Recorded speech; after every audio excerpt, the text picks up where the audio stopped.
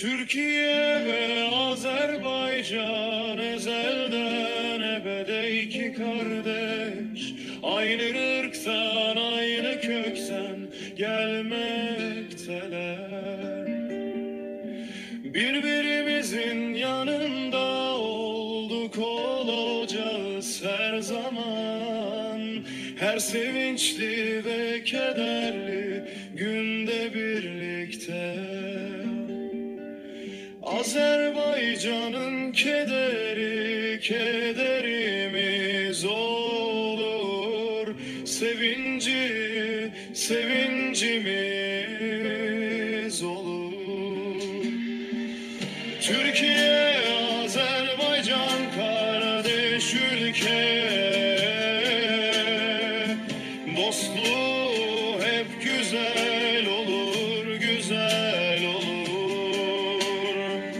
Türkiye, Azerbaycan kardeş ülke, kardeş ülke, kardeş ülke. Dost kalacak hep, dost kalacak hep, dost kalacak.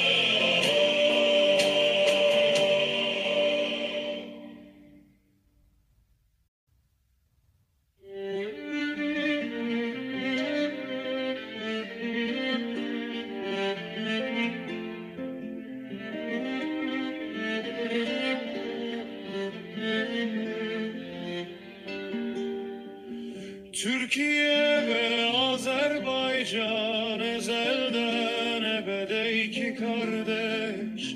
Aynı ırktan, aynı kökten gelmekteler.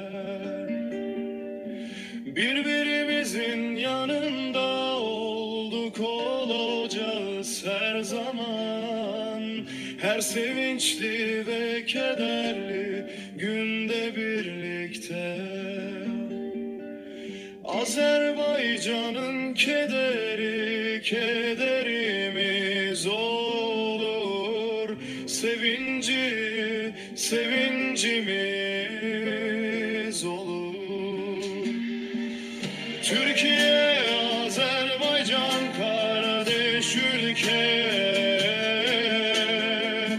dostluğu hep güzel olur, güzel olur. Türkiye, Azerbaycan kardeş ülke, kardeş ülke,